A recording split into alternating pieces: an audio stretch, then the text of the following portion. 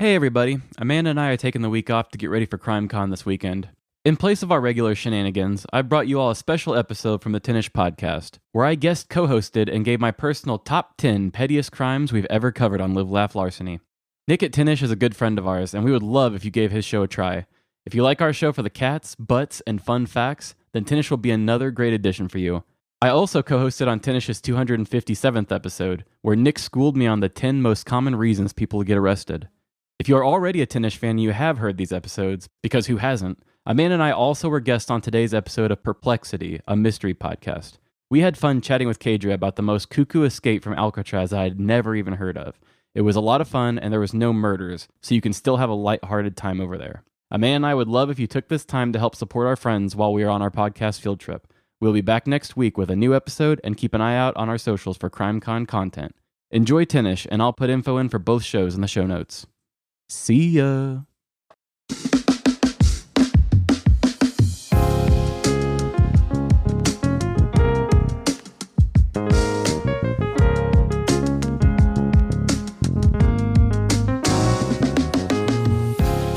We're here to live, laugh, and learn, because this is episode number 233 of Tinish Podcast. I'm Nick Amell. Every week, me and my sidekick host cover a new top Tinish list, along with fun facts, trivia, and hot takes. Today, I am joined by a Tinish Podcast virgin, possibly a virgin overall, don't know, but either way, that's fine. Making his sidekick host debut, Trevin Barty. Trevin? Hey, thanks for having me. Long-time listener, first-time sidekick host. So nice to be on here. Absolutely. Okay. Makes two of us. Trevin, you're the co-host of the podcast Live, Laugh, Larceny, hence my very clever intro. Mm-hmm. It's a true petty crime podcast. I'd love for you to tell the folks a little more about you, your butt, and also your podcast. Let them get to know you and your butt. I am so glad you brought up my butt. So we're actually really big into butts too on our show. Yep. So I come from a music background. I decided to jump into podcasting, but I didn't really know exactly what to do. Somebody kind of asked us to do a true crime thing, and I said, I'll do it, but I'll do it my own way. We decided to go with a bit of a variety show approach. I like to think of it as sort of a Key and Peele sort of goofy way you come in, You warm up the people with a warm up, and then we go into our stories. Our stories are making fun of, they're a parody of true crime. My co-host Amanda is a big fan of true crime. I like some, and I don't like others. But I wanted to have fun with how over serious a lot of true crime podcasts are. We do our show from an over dramatic millennial scope. So every story is a dumb criminal story or dumb petty crime, and I use my audio skills to do background music, goofy sound effects, and we take something as small as a cell phone thief and making it sound more serious than some podcasters may make a murder sound. I highly recommend Live, Laugh, Larceny to anyone listening. There will be a link in the show notes. Trevin, what's a random fun fact about you, other than the podcast? Let's see, random fun fact. I was a victim of a petty crime. I was jumped by a couple guys with a samurai sword. Tell me more. In Phoenix, Arizona, I went there for audio school, and it was my first week there, and we decided just to take a walk to Walmart, and on our way back... First mistake. Yeah, on our way back, a dude jumped... One dude was walking beside the sidewalk behind a bunch of bushes. Another guy was walking directly at us, and something didn't seem quite right. And I was with a friend who that was his first day there. He was actually considering moving in with us. And he got a little excited and kind of put up his dukes. And one of the guys punched him to the ground and was like, "Are you sure you want to do that?" And then he showed us his weapon, which I didn't know what he was about to show us. And he pulls out a full-size katana. Fuck. And it was just so hard to take it seriously in the moment. After my friend was on the ground, attempted to stab him. It seemed like a full-on execution. Wow. And I had told myself, hey, I'm going to grab this guy and throw him into the traffic because we're right next to a bunch of moving vehicles. I ended up slipping on the curb and blacking out for a quick second. And in the moment, I had actually tackled the guy, kind of half-assed tackled him. He pushed the blade forward, and my friend grabbed the blade with both of his hands. The motion of me pushing into him cut my friend's hands across both palms. And it was kind of a big mess, but he ended up, they said if he would have went any deeper, he would have cut all the tendons in every single one of his fingers. Wow. Yeah, it was. So what happened? The guys ran away after that? Yeah. Or maybe you ran away. He grabbed the sword with his bare hands, and after the dude had fell down to the ground with me, my friend had thrown the sword into the traffic, so they didn't have it anymore. And then when I got up, the second guy with him took a cheap shot on me, and they both retreated to a parking lot where there was already a running car waiting for him. Trevin, I mean, I feel like we should just end the show now. I mean, I don't know if we top that. You should just do a podcast about that experience. I've done it once in my show where I kind of highlighted the funny sides of it. We ended up going to get help at a gas station, and the gas station clerk was just done. The floors were freshly mopped, and we went and poured blood all over his freshly mopped floor. And you could just see the look in his eyes. He was like, oh, fuck. It's truly like a skit in a sketch comedy or something. But there, to your point, that's the funny side. But there's also a very dark, scary side where you were executed on the side of the road. Well, surprise, I have the man with the samurai sword on the line, here to confront you now. Uh-oh. Just kidding.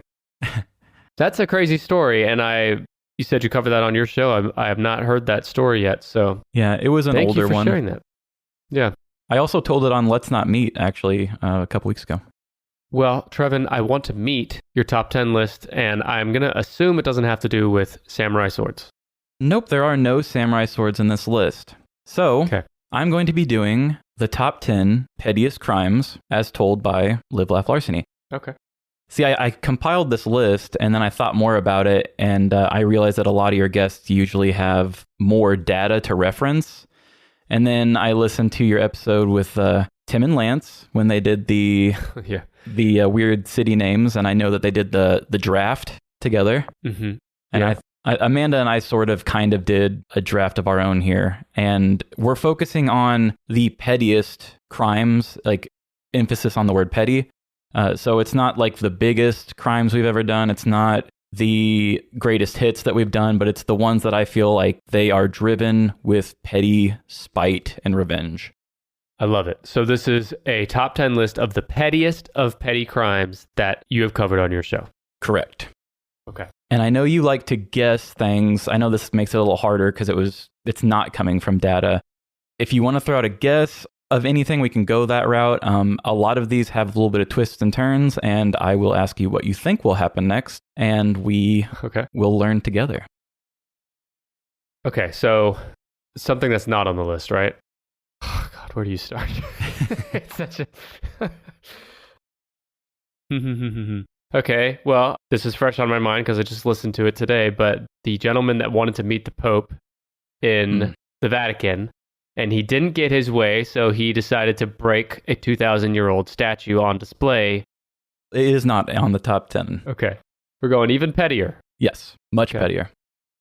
All right, well, then you might have to give me a hint here. Point me in the right direction. Okay, so I know that you're a cat fan. Oh, yeah. I have a cat crime on here for you. And you're wearing a cat shirt. I'm wearing a cat shirt. I'll assume that was intentional. Yes. You and I have a lot in common with our love for butts and cats. And hey, no. Some butts I love, some butts I don't love. It's not a one-size-fits-all. Okay. Literally. Yeah. So... A cat crime, okay. So I have a cat crime at number 8. So do we want to start with that one? Does that have to do with, like, stealing a cat? Kidnapping? Nope. And this is also a fun one for us because this is the oldest crime we've ever done. It is from January 24th, 1914 in New York City. Oh, shit. I think I have a sidekick host, Brad Choma. I think he might have been around during that time. But 1914 in New York City, cat crime. Okay. Not a cat burglar. No. An actual cat. Okay. Tell me about it. We've got beef. Everybody loves beef. I don't know if that's true, but we can go with that. So a police officer named James Kinney was walking around James Street, and he heard a strange commotion coming from the Brighton. Stop. Sorry. Don't mean to cut you off already. Okay. The guy's name is James, and he's walking down James Street? Yeah. All right. Very just serendipitous. had to call that out. Okay, please proceed. He's walking around James Street, and he hears a strange commotion coming from Brighton Beef Company. Brighton Beef Company, I think there was some speculation that maybe there's some mob involved with this company. Apparently, like 6 months before, a bomb had exploded in front of this beef company and it had been rebuilt. And so the cop was immediately called back up because, he didn't know if it was another bomb situation. He was unable to get through the door. They had other cops show up. They threw a young cop through the window to go see what the commotion was. He lands inside and finds 25 cats inside. Okay. There were no arrests made, but they do believe that it was a rival beef company in town that captured 25 cats, starved them, and then threw them through that same window overnight. By the time they had got to it, all of the company's beef had been eaten by these cats. Wow. I have a lot of questions, but is that the end or is there more? Unfortunately, this one is one that doesn't have a lot. Being from 1914, there's not a lot on that one, unfortunately. 1914, I mean, I know it's only, 100 and less than 110 years ago, but might as well be 1,000 years ago, honestly, the way the world works. And I also love the idea that, the only time to report news in those days was a newspaper or word of mouth. So most people are hearing about this story at the time in a newspaper. I assume it was reported in one at the time. Yep. So rival meat company, in order to harm, what are they called? Brighton? I think you said Brighton. Yep. Brighton Beef. In order to harm them, they put starved cats into their building to eat the meat and ruin their product, ruin their profits. Yep. I got that right? Yeah, okay. the noise was just the hungry cats fighting each other for the meat. Do we know if the cats made it out okay? They said that no cats were harmed. No cats were harmed, period. Wow, okay. Yeah, one guy went to the hospital because they said that he accidentally reached and grabbed a cat's tail and he got scratched and had to go to the hospital. So that's the only injury there. That's what you fucking get. But these cats, I feel bad for them that they were starved and also abandoned in this building. I feel good for them that they had fucking kitty buffet of all buffets in there. It sounds like all this meat. So it's kind of a mixed bag. I mean, they were starved, but it's not too bad to the animals to where I feel really bad covering it, which is nice. Yeah. And who hasn't been around a beef plant that had a bomb and a bunch of cats inside? I mean, we've all been there. So it's very relatable. You put me in a beef plant and it'll be like a bomb went off anyway. Exactly. Okay. Are there any more kitty crimes on the list? I don't have any more kitty crimes. Oh, actually, I do actually have a kitty adjacent crime, yes. A kitty adjacent crime? A dog? It has to do with cat poop. I'd say that's kitty adjacent. Maybe even more so, because it's not next to the cat. Well, I guess it ends up next to the cat. Starts inside. Makes its way out. So yes. This is actually number 7 on the list. In 2014, a 58-year-old St. Louis man named Javons Brown was really needing a job. But he wasn't one of those people that complained about needing a job but then didn't actually try. This dude was like trying to get tons of jobs. But unfortunately, his willpower alone didn't really get him there. So he ended up doing over 20 job interviews and still got no job offers. I might have kind of spoiled the guessing game on this side because I already told you it were kitty adjacent, but what do you think this petty man did when he didn't get any jobs? He did something with kitty poo-poo. Did he burn it in a brown paper bag? Nope, it's a little more thought out than that. All right, tell me. So Javons got into his kitty litter box, scooped out all the cat turds, and mailed each company that didn't hire him a bunch of cat shit. The United States Postal Service and investigators were able to trace back 20 different packages of poop back to Javons. He was charged with mailing injurious articles. Injurious articles? Yeah. Okay. He later pled guilty to the misdemeanor and landed himself 2 years of probation. And I guess for anybody who doesn't know, mailing poop is against the law due to it being a health hazard. After the event, Assistant U.S. Attorney John Bodenhausen said in court that this was, quote, not a victimless crime, stepping up and naming postal workers, people whose mail was adjacent to Brown's, and the employees who had to touch the packages. So those are your victims if you didn't already know. His last name was Brown also? Yeah. Okay, so the first guy, we got James on James Street, and now we got Brown sending Brown packages. This is literally a cat shit Unabomber. Yeah. You know, but did this guy not think it would be traced back to him? You know, I don't really know what he was thinking. It seemed very easy for them to find him. And yeah. But yeah, I'm fine with this one. If you want to send the cat shit, send it. You know what my favorite part of the whole thing is? That this cat, his cat, is shitting in this litter box. They don't give a fuck where its shit ends up, doesn't even know. Right.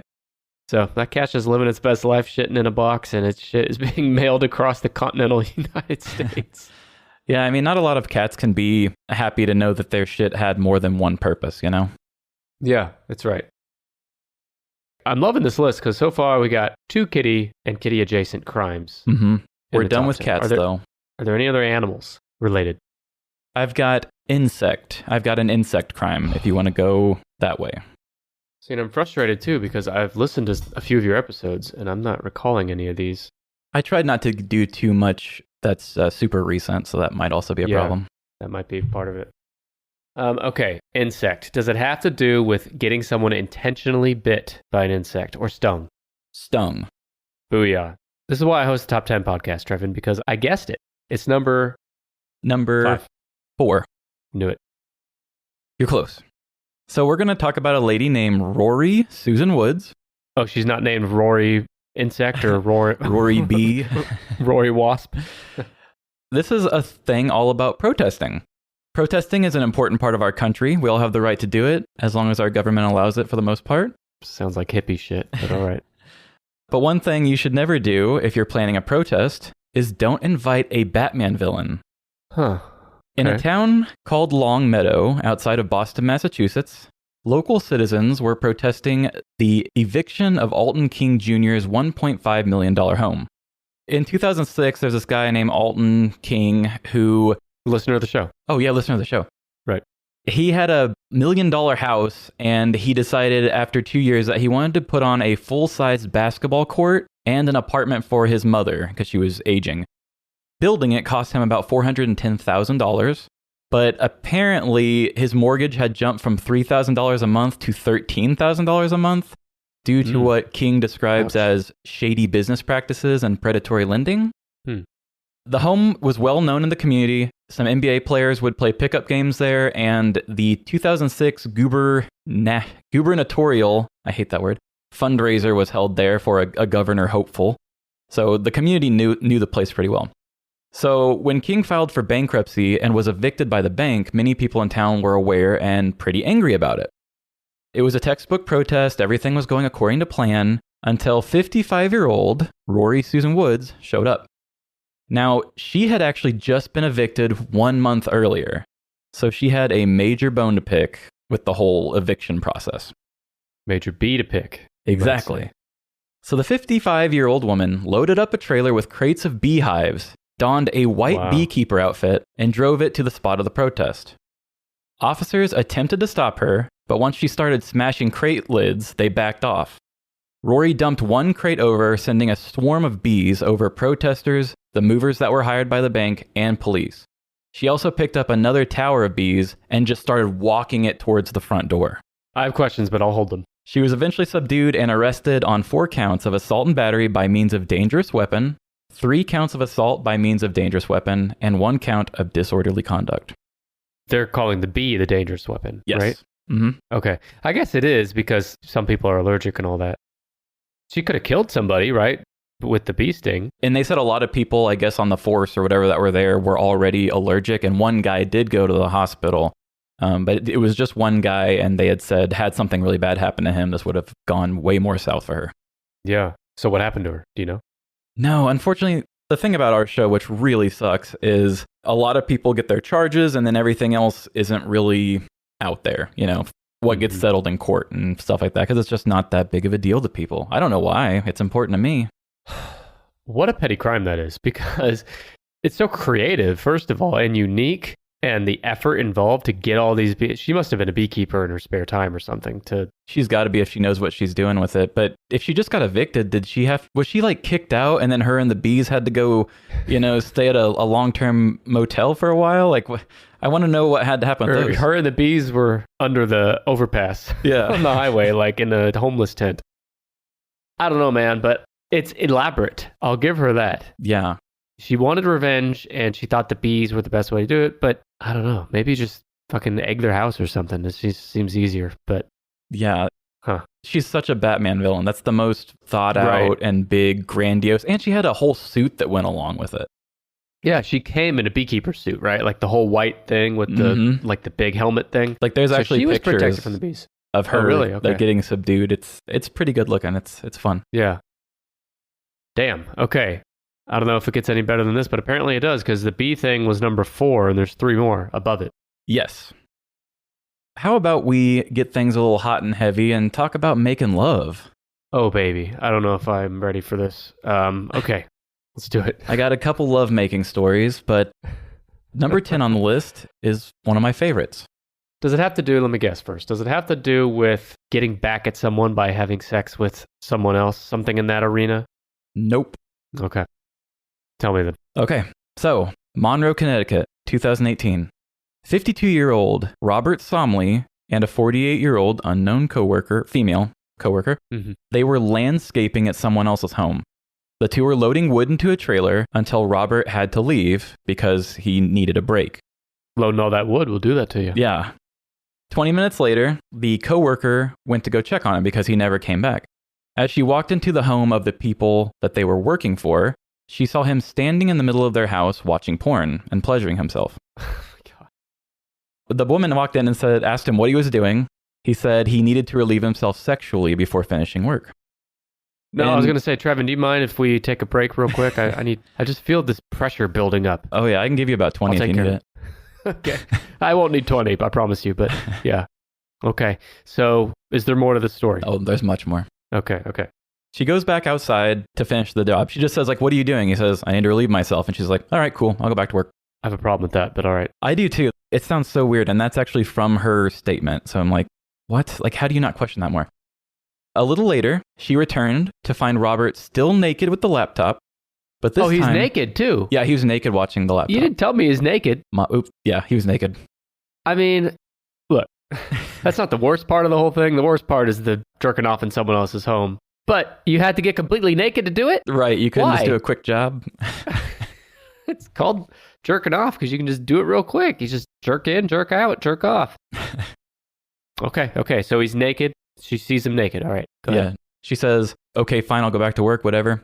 So she comes back again, still naked, but this time he's pouring syrup on his body. Well, that I get. Yeah. I mean, you got to. Yeah. Everybody just wants to be a short stack of flapjacks. So I know that when I'm naked and I'm pleasuring myself, the thing I want most is to be uncomfortably, miserably sticky. So, I mean, yeah, I get it. And they've been working outdoors moving wood the whole time, so he's probably covered in wood chips and sweat. What do you think happened after this? Well, it's a petty crime, because one part of me thought, well, I guess this could still be true. Maybe she joins him somehow. You actually got it right. Okay, she joins him. It's literally like a porno plot. Yeah, it is. So she did what anyone would do. She tells him how hot of a situation this is, and she demanded that she gets to join. Oh my God. But before she jumps into the fun, she gets into the homeowner's fridge, and she pulls out a jar of blueberry jelly to go with the syrup. To do what with it? Rub it on her body with a spoon? Yeah, they both just rubbed themselves with syrup and jelly and made sticky, sweaty love. Tell me that homeowner came home. Actually, no. Everything went totally fine, except once they were finished, he had said, wow, that was awesome. It's really great that I was able to record this whole thing. Oh. That's where it all goes wrong. She asked him to delete the videos. He refused, and then she went to the cops. They seized his phone and found extensive video footage of the woman and him. He was charged with voyeurism and was released on a $50,000 bond. 3 years later, in May of 2022, Robert had the charges dropped after completing an undisclosed amount of probation. And he sounded pretty cocky about it in the interviews afterwards. Pretty cocky, huh? Oh, yeah. Was he still covered in syrup and blueberry jelly? Probably. So nothing happened to her. She didn't get in trouble? No, she got to keep her... Yeah, I mean, she probably lost her job, but... No charges. No charges. She got to keep her anonymity. She was totally fine. I guess it's probably technically not illegal to have sex in someone else's home, right? Right. Because that was her crime, if there was a crime. Yeah, his crime was just the voyeurism. I don't know if it was breaking and entering or if the people that had him doing the work were like, hey, feel free to come in. I don't know. Well, maybe the homeowner said, hey, feel free to come in and have syrupy blueberry jelly sex with whomever you want while we're gone. Just make sure to clean up when you're done. And I hope they did clean up. That's my biggest question, actually, is Did they make it look like nothing ever happened? I can't even imagine how gross that must have been because, like I said, they were sweaty and covered in wood chips and shit. So The sex by itself is gross. yeah, And the thing is, it makes me wonder how many of these workers that work in our homes all over the world and these contractors, how many of them are having sex with our food in the middle of our home and we don't even know? And if they clean it, no one would have ever known about this if not for the woman complaining to the police. right. So who else has had sex in your home, you know? And with what food? I mean, I have to think in my house, I'm just trying to think through my pantry. There's definitely syrup in there. We got peanut butter. There's jelly in there, mayonnaise. You don't want mayonnaise? You already got mayonnaise, am I right? Mm-hmm. What's the sexiest sounding food and why is it linguine, you know? That's what I want to know. I think it's, is it pastrami? I'm thinking of George and Seinfeld. I think he eats pastrami. Yeah. And spicy mustard. Oh, yeah. Man, look, Trevin. Yeah. Full disclosure. I know I said I was a virgin at the top. It's not true. I'm not a virgin. Okay, I'm it's not okay either. if you are. But I like sex fine. I like being naked fine. But being naked and having sex in a stranger's home with their food, I just don't know what could get me to that point. And you have to wonder too, this guy started on his own. Do you think this was always his goal? To lure her into doing it so he could film it? If so, that's a bold seduction technique. Oh yeah. Could go wrong for you quick. It could go wrong real quick. What year did you say this happened? This one was 2018. And he was 52. Pretty recent. And I just wonder, I would hope that they checked that there's no like inside cameras from the homeowner, you know, Oh, before yeah. they started. That would suck. They seize the phone, but then the homeowners still have it. Yeah, and maybe they still do. Yeah. Don't know. Okay, fuck. I don't know, Trevin. I don't know if I agree with that being all the way down at number 10, but Yeah. well, I guess on a ranking of pettiness. Yes. Yeah. It's guess a I could see ridiculous and a big one. It's probably a greatest hit, but it's not super petty in nature. Okay. Let's knock out another sex one. All right. Number 6 on the list. We're going to talk about the art of the booty call. Oh, baby. Tell me about the booty call. In Woodbury, New Jersey, 2019, 29-year-old Taja Russell was a horny little devil. Uh-huh. So in the middle of a hot summer night, her lover from a few towns away sends her a booty call text. And like anyone in this day and age, BTB. Yes. She jumped at the opportunity and began to drive to the guy's house. So after the long drive, she gets to his house only to call, text, and knock without any replies. So what would you do if you drove a few towns over and your booty call was nowhere to be seen? So she's there. She's at his house. She's at his house. But he's not responding. I'd assume they're dead. I mean, they want the booty. Yeah. They said they're in for booty, and I'm here with the booty. Yeah, and if you're bringing that ass all the way down there, they better be dead if they're not answering. Yeah, exactly. But I'm guessing he wasn't. He was not dead. He was having a booty call with someone else. Well, before sending angry texts like, quote, "You wasted my money to come out here," quote, "You smoked," and "I see you want to die," surveillance cameras at a nearby Conoco gas station saw Taja enter at 4 a.m. There she purchased lighter fluid, matches, oh my God, and a lighter. By 4:30 a.m., the man had awoken to his house on fire, where he removed his window and ran all the way to the nearest police station in nothing but a t-shirt. So he was Winnie the Pooh in it. Oh, yeah. The man later told police that Taja was just a side chick that he was having a sexual relationship with, and the man's entire home was destroyed. But luckily, the dog was saved. Okay. Thank you. Taja was arrested with charges of attempted murder, aggravated arson, endangering, and criminal mischief. So this is a petty crime where there was some serious charges going on. Yeah, I imagine she got good jail time. Well, I think the punishment for the guy was your house is fucking burned down.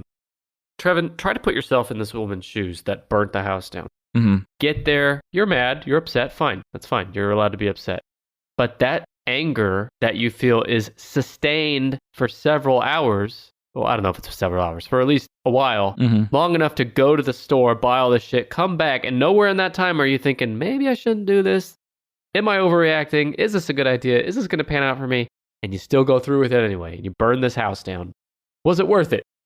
That is one of my favorite things about these crimes is sometimes people can just prolong this for so long. And I'm like, how do you not just cool off a little? Just find another booty call. Yeah. They're a dime a dozen. Yeah, go pull out your laptop and get some syrup. Yeah.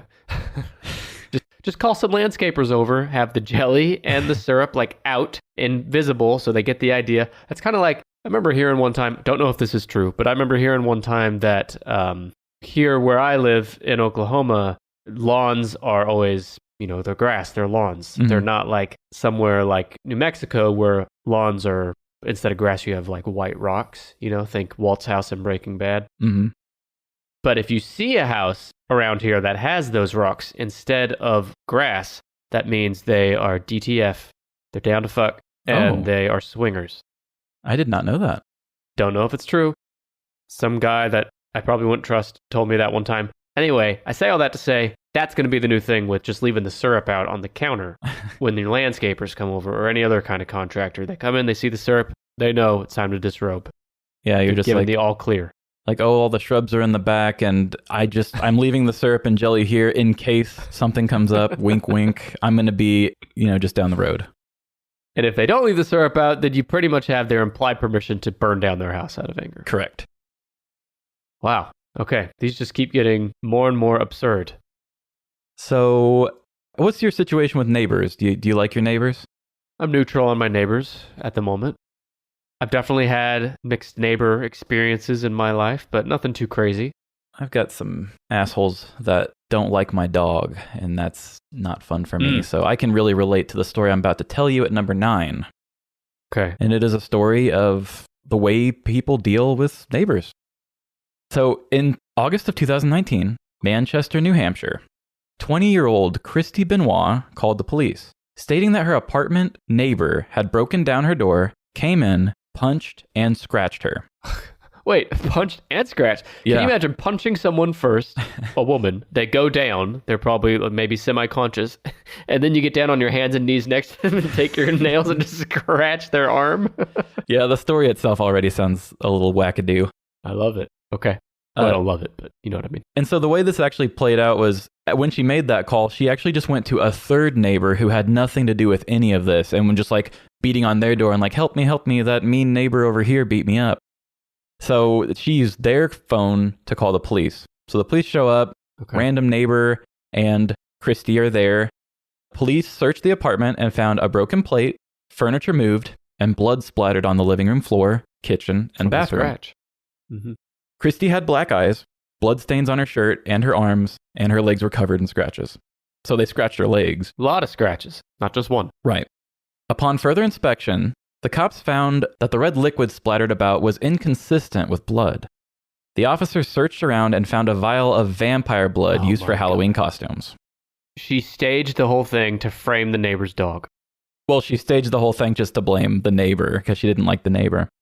As a result, Benoit was busted and charged with falsifying physical evidence and giving a false report to law enforcement. No punishment was given on that one, unfortunately. What number was this one? That was 9. That might be the most petty. I don't know, Trevin. Because she made it look like the neighbor broke in and beat her up. Yeah, and she even put on her acting hat and ran into and brought another neighbor into it, which is... And she had black eyes. Was that makeup? That was makeup. Yeah. I would have liked it better if she punched herself to give herself the black eyes. I think they said that when the cops were talking to her after they had figured out that the blood was fake, they had noticed that one of her black eyes started to run. The cop reaches over and puts his finger along her eye to check, and he takes it back and he looks at it, he studies it, sniffs it, licks it on his tongue. He says, "By God, that's maple syrup." The old maple syrup black eye. Can you imagine? Well, first of all, he sees the maple syrup and he thinks, "Oh, okay, she wants to fuck. I'll take my clothes off." Anyway, can you imagine being a woman? I guess she's 20, and all 20-year-olds are idiots. Yeah. No ifs, ands, or buts. They're all idiots. But you think that cops are going to show up at your house and buy this? They're not going to look at the blood? They're not going to look at your... Wow. And I'm sure she probably flung that all around, too. Like, it was just... It probably made no sense, like, the way it was splattered around. Right. Like, there should have been a murder there with the amount of blood that was probably spattered. That's why I call her the vampire of Manchester, is what I like to think of her. Man, I'm just in awe, less so of the fake petty crime itself, more so just the thought process that goes into some of this shit. But Oh, yeah. okay. One of my favorite things about my show is I try to find the philosophy behind these people. Like, what makes them tick? Like, what leads a person to do something this ridiculous? Because there just has to be something extra in their character that allows them to do something like this. Yeah. You know what one of my favorite things about your show is? What's that? Co-hosted by Trevin. Oh, thank you. It took forever to find a co-host of that caliber. Yeah. You know, not all my sidekick hosts are bringing stories of women faking apartment beatings with vampire blood. So that's true. I appreciate it. I do feel like I bring a little something extra to the table, other than blueberry jelly. I would hope so. Okay, so let's do a quick recap, though, before we finish. Okay. Number 10, Robert Somley, The Syrup and Jelly Sex Story. Yep. Number 9, Christy Benoit, The Staged Attack by the Neighbor. Number 8, you've got The Rival Butchers in 1914 New York with the cats. Number 7, Javon's Brown mailing cat poop to jobs that didn't hire him. 6, Sorry. Taja Russell, the woman who burned down the house because of the unanswered booty call. Yeah. And we have number 4, Rory Susan Woods, the Batman villain beekeeper of the eviction protest. Batman villain beekeeper. I like on the number 6, the unanswered booty call. I mean, that doesn't feel good to have your booty call go unanswered. No, and it happened at 4 a.m., so she must have just been so ready, you know. I mean, the guy he was Winnie the Poohing it, as you said, just a shirt on. So he probably was wanting it and ready. He just fell asleep. Yeah. Cut the guy a break. It doesn't help that he said that she was a side chick afterwards, though. I bet if she could get out of those cuffs, she probably would have done it again. My favorite part of the whole thing is her text beforehand that said, "I see you want to die." Yeah. Yeah, way to incriminate yourself on top of the surveillance video. All right, so what do you want to do next? Let's do number 5. What's a favorite breakfast cereal? Or do you have a favorite breakfast cereal? I'm fond of Frosted Flakes. Oh, then you're going to love this. Did I nail the cereal? Like Raisin Bran, but close enough for me. Okay, I think enough. Frosted Flakes were also a part of this. So this is number 5. Mm-hmm. In 2014, a man in his mid-40s, Gregory Stanton, was working as a contract worker for the Memphis Kellogg cereal plant. And I'm going to go ahead and assume that he didn't like the job. They didn't really straight up say that. There is one picture of him on the job, and it's him flipping off the camera with 2 middle fingers. Okay. But we don't know for sure that he didn't like it. You're right. He hasn't said that in a statement. No motive was officially given. Mm-hmm. He did his time at the job and eventually either quit or his contract was up and he just didn't work for the company anymore. However, after 2 years of being away from Kellogg's, Gregory decided to upload 2 videos to worldstaruncut.com. The first was a video of him urinating into a bucket and then dumping that bucket onto the Raisin Bran assembly line. See, motherfucker, this is why. Okay, go on. The second, he decided to up the ante a little by pissing directly onto the assembly line that the cereal was being poured onto. The videos did go viral, but that did prompt an investigation. In no time, the account was traced back to Greg, where he was sentenced to 10 months in prison and fined $10,000 in restitution for quote, tainting consumer products with the intent to cause serious injury to the business of any person. I'm sorry, $10,000 doesn't cover it, fam. I could have eaten that cereal. Well, yeah, and that's the thing. As the videos were uploaded 2 years after the pissing incident, it is assumed that all of the urine-soaked treats had been consumed already. Affected products were Raisin Bran, Rice Krispies, and puffed rice cakes. Okay, I didn't need any of those, I think. But, I mean... The video is, you can see the little blurred nub in the bottom left of the camera, and then you just see a stream just going directly onto the conveyor belt. I have a lot of questions. Okay, first of all, I like how the company had to release which brands of cereal this affected 2 years later, as if anyone could fucking do anything about it now. Right. It's like, oh, I can't go back in time and change the fact that I ate that cereal. But if you were going to invent a time machine and choose a time to go back in time to fix, might be that. Also, why do you wait 2 years to post it? You know, I wondered the same thing. I just figured that he wanted to be cool and get some online attention. He could have gotten away with it if it wasn't for his need for the clicks, you know? Yeah, we all feel that need. You and I, Trevin. I mean, we have podcasts. We feel the need for clicks, downloads, listens. But I'm telling you, I'm not going to piss on the microphone and take a video of it and upload it 2 years from now. No, these things are expensive. This one just makes me mad. Because I know he hates the company, but you're making the consumer pay for this. Yeah, this was actually, talking about clicks, this was the TikTok of mine that did the best ever. And it was just mainly people being like, this guy should have got life, or this guy should have been murdered. Like, life. You know how TikTok be. I don't think he should have got life, but I do think maybe they should have held him down and made him eat pea-soaked cereal.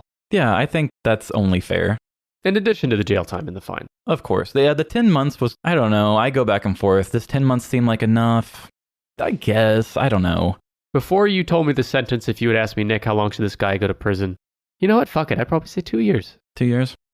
I mean, you should get 2 years just for being stupid enough to wait 2 years to tell people you did it. Yeah. If you got caught in the process, that's one thing. Mm-hmm. It also just reminds me of the fact that, like, anytime you're eating anything, there's a chance there's piss on it. And that's why, you know, a recent phenomenon is, I feel like since COVID, anytime you do anything, like if you go to a fast food restaurant and you get fast food, normally you just pay. Now they have a chance to tip. Right. I don't think it should be up to the consumer to tip in those situations. I think the company should pay those people better anyway. But I don't want to tip, but I feel like I have to, because if I don't, someone's going to piss in my food. Yeah. Basically, how much you want to spend is how clean you want your food to be. Yeah, and I want it to be clean. We did a story about a dude who dunked his balls in people's salsa as he was door dashing Mexican food to people. So DoorDash, that's the other thing, man. Oh yeah, that one's not on the list though. And dipping your balls in salsa, I'd advise against that. Okay, I need to move on from this topic. We just need the top 3 now. Yes. See, we just want to work down it. Yeah, let's go 3, 2, 1. All right. This one has to do with COVID, so this is fun. Yeah, always fun with COVID. So throughout the year of 2020, during the thick of the COVID-19 pandemic, Ruff Awuni and a Ghana man who goes by the name of John Jacob, that was the name he gave, sure it's fake, they ran a very profitable scam. Ruff would get Americans' personal information, send it to Ghana, where John was, and he would use that information to file for COVID-19 unemployment relief. And then the funds would go to Ruff's Chicago address, and then they would split it 50-50. By early 2021, the scheme had landed them nearly $10 million. Less than some members of Congress probably got, but anyway. Sorry. This alone is obviously a crime. But things took a much pettier turn when John realized that he was a swindler being swindled. Love to see it. During the time working together, payments from Ruff started becoming less frequent. John kept reaching out to Ruff about the payments until he eventually quit answering his calls and returning his texts altogether. After realizing that there was no way he would get the money that was owed to him, John called the FBI to tell on his partner. During the call, you can find it online, John filled the FBI in on the scheme they were running, explained it. The FBI was dumbfounded. They're like, you can do that? We didn't even know that was a possibility. Oh my God. He gave them all of Ruff's information, gave him his full name, his address, his phone number. They gave the FBI everything. When asked by the FBI, why are you doing this? He said that it was wrong of Ruff to scam money from him. The FBI operator actually kind of giggles to themselves and they're like, you're not upset because you're scamming people. You're upset that he's not sharing the scammed money with you. And the guy, like, completely no awareness is like, yeah, exactly. That's exactly the problem here. The operator told him that by turning Ruff in, he would also be turning himself in. And he again was like, I don't care. This is on principle. This guy needs to be taught a lesson. So the FBI found Ruff very easily in his Illinois home. Then there was also a big raid on Ghana where a couple different fraud people were arrested, which we can only assume one was John Jacob. Jingleheimer Schmidt. Yes. His name is my name too.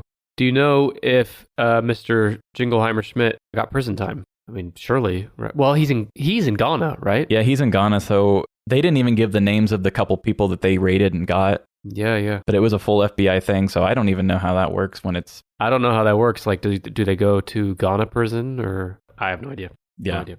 John Jacob, you got your money. Move on. Go move to the next scam before this shit takes a turn. But I mean, obviously he's got the skills that pay the bills. So he could get this with somebody else, you know? Yeah. Someday I too hope to have skills to pay my bills. Same. Don't have it yet. All right. So number 2. So this actually also has to do with a job. Have you ever had an issue at work and you felt that somebody just wasn't really taking it seriously for you? Yes. Okay, well, we'll see if you've handled your issue similarly to this person. Yes, I did. In early 2019, 42-year-old Sarasota substitute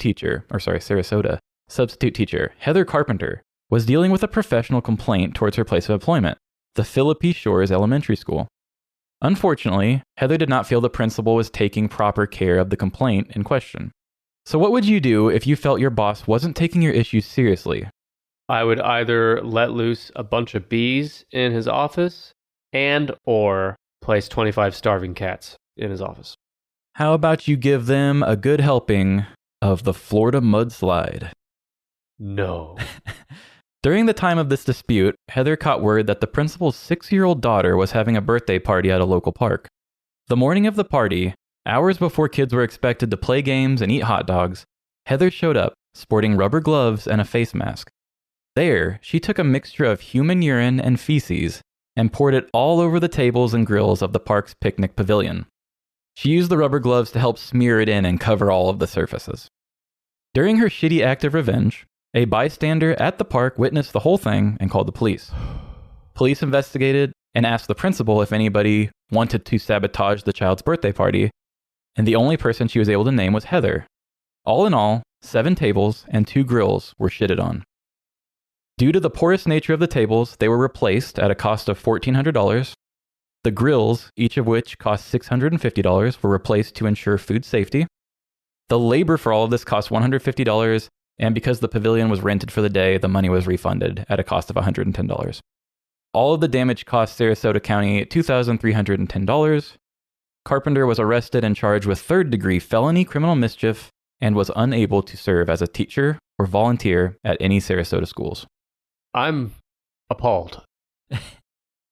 Yeah. As you can tell, the things I get most upset about are animal cruelty and fucking with someone else's food, especially a children's birthday party. That child didn't do the shit to you. Right.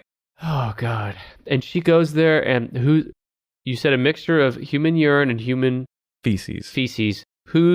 Which human? They never did these come said. from? They never said if she robbed a porta potty or if she built up her own supply. I don't know. It reminds me of that movie, The Help. Did you ever see that? Oh, yeah, with the pie. Yeah, the pie. She serves her a pie. And you're also making other people, because if this had worked out the way she had planned it, she never would have been caught. No one would ever know. They'd just be eating their beshitted hot dogs and burgers unknowingly. She's making anyone that ever goes to that park suffer too. Yeah, they said that with the porous nature of those tables, it just soaked all the shit right into it. That'll do it. Trevin, you're just making me upset. I take it back what I said about you being a great host.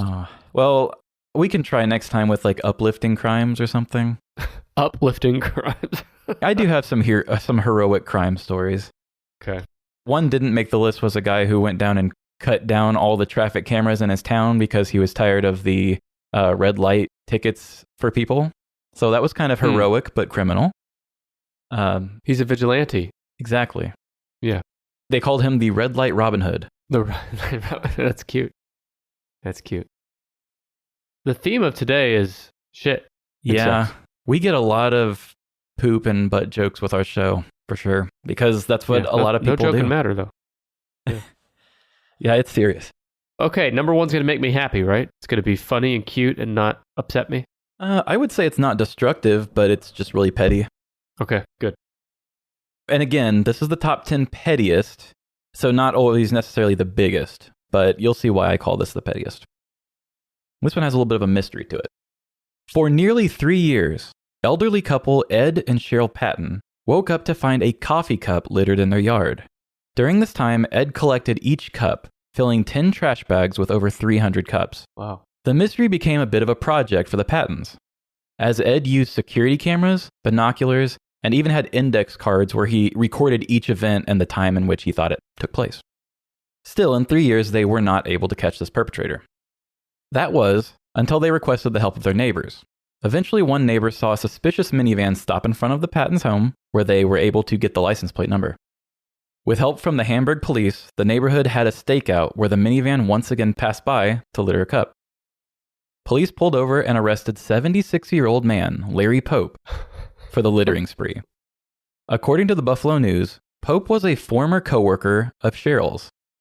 She said she was surprised to find out who the culprit was. Patton, also 76, said she previously worked with her, quote, nemesis at the Fisher bus service in Hamburg and frequently got into disputes over union-related issues at the company. He hated her for years, but she didn't know that he had been acting on it. Pope was charged with harassment and fined for throwing refuse onto a roadway. Larry Pope ended up apologizing, paying the victims $2,800, and completing community service for his petty act. But for 3 years, he kept up the entire thing. It was always a coffee mug? It was always McDonald's coffee cups, or sometimes different brands. Cups. Okay. So he went to get his McDonald's coffee, and he made a special trip out to their house to litter it on their lawn. Wow. Yes, for 3 years. That's petty. You're right. That's number one. Yeah. This guy's 76, too. Yeah. He's got nothing better to do, I guess. He's probably retired. Yeah. I mean, I think to a certain extent, I bet the family kind of thanks him for giving them something to do during that time. Because it seems like he really went like Harriet the Spy on him, like with his little note Harriet cards and shit. Talk about a throwback. Nickelodeon. Harriet the Spy. Jesus Christ. Haven't thought about that in 25 years. And they filled the trash bags with all this trash, right? And he held on to them. There's a picture of the guy standing next to all of them. I mean, would you hold on to all of them, Trevor? No. If this was happening to you? Yeah, why would you do that? And I'm also surprised it took him so long to find the guy. I mean, just put a camera out and you found him. Done. That's what I thought too. In my story when I wrote it, I said that he had somehow mastered the technique of driving without being able to read his license. Because it just didn't make any sense how you can put these cameras up and not get it. It doesn't. Huh. See, the sweetest revenge for me, when I take merciless revenge on someone, is I want them to know it's me. I want them to know, hey, I'm fucking you over. It's me, Nick, doing it. Mm-hmm. But when you do this kind of mystery version where it's secret, no one knows who it is, that revenge is always so sweet to me, in my opinion, of revenge. Well, yeah, I mean, if you're trying to send a message and make somebody really learn what they did, I mean, they're not going to learn if they don't know why they're getting this treatment. That's how I feel about murder, too. If I'm going to go murder someone, not that I ever would, Trevin, never have, never will, but if I was going to go murder someone, once you shoot them, they're dead. They don't even know that you murdered him. They don't even know that you got back at him. Fuck you, I killed you. Ah, shit, you're dead. Now you don't know that I killed you. Yeah. What do you think about that? Oh, you can't tell me. Yeah. There's a real hole in the logic there. We're not going to solve murder logic today. No, probably. Not this episode. Yeah. Okay, Trevin, I want you to go back through the top 10. All right. Number 10, Robert Somley, the syrup and jelly sex story that was secretly recorded. Christy Benoit, the fake vampire blood staged attack. 8, the 1914 butcher cat heist. 7, the Javons Brown mailing cat poop to the places that didn't hire him. Cat poop Unabomber. Oh, yeah, Unabomber. Number 6, Taja Russell, the unanswered booty call that ended in flames. Number 5, Gregory Stanton, the Kellogg's pisser. That one just pisses me off. Yeah. Go ahead. Yeah. Literally. Number 4, Rory Susan Woods, the beekeeper Batman villain. Number 3, quote, unquote, John Jacob, the Ghana man who turned in his own partner. Number 2, the teacher who poured piss and shit all over a park to ruin a birthday party. And number 1, the old man Larry Pope who littered in the same yard for 3 years because he hated an old coworker.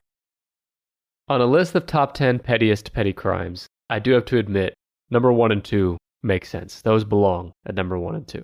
As for the story I find most compelling, the story that I'll think about long after this episode ends, several of them, but I think that one is number 10. The people that just started having sex with syrup and jelly during a landscaping gig.